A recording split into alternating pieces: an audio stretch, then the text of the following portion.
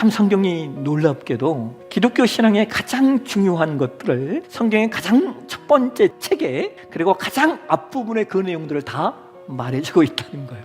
적어도 우리가 창세기만 읽어도요, 우리 기독교 신앙의 아주 중요한 내용 두 가지를 우리가 확인하게 됩니다. 성경이 창세기 1장과 2장에서 만물이 어떻게 만들어졌는가를 설명하고 나서 바로 이어서 나오는 내용이 뭐냐면, 창세기 3장을 보면 인간이 뱀, 즉 사탄에게 유혹을 받죠. 그래서 인류의 조상인 아담이 타락하게 돼요. 그런데 인류의 조상인 아담과 하와가 타락하는 과정을 우리가 볼 때, 우리가 적어도 좀 이렇게 신앙을 고민하고 신앙을 좀 질문하는 신앙을 가진 성도라면 몇 가지 질문들이 나오게 됩니다. 첫 번째 질문이 이겁니다. 왜 사랑이 많으신 하나님이 선악을 알게 하는 나무의 열매를 만드셨는가? 라고 하는 거예요. 선악과는 하나님께서 애초에 그런 의도를 가지고 만드신 것이 아니라는 겁니다. 하나님께서 인간을 창조하실 때는 다른 피조물들을 만드실 때 이런 얘기를 한 적이 없어요. 근데 유독 인간을 창조하실 때는 이렇게 말씀하셔요.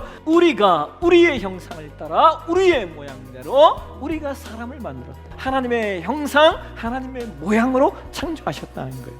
그렇다면 여러분, 이러한 하나님을 닮은 형상과 하나님을 닮은 모양의 가장 본질적인 것이 무엇일까요? 그것은 사람에게는 뭐가 있다? 영혼이 있다는 거예요. 여러분, 인간이 얼마나 탁월한 존재로 창조되었는가 하는 것을 우리가 단적으로 알 수 있는 내용이 창세기 2장 19절의 말씀. 아담이 모든 생물의 이름을 지어주고 있다면 아담에게는 창조의 능력, 창의의 능력이 있었다는 거예요. 하나님께서 아담을 모든 생물과는 전혀 다른 존재로 창조하셨어요. 그래서 그는 그 은혜로 만물을 통치하고 다스리는 개척자적 능력도 갖게 되었고, 그에게 모든 만물을 통치하고 다스리는 창조자적 능력도 갖게 된 거예요. 자, 그렇다면 여러분, 하나님과 인간이 다른 점이 뭡니까?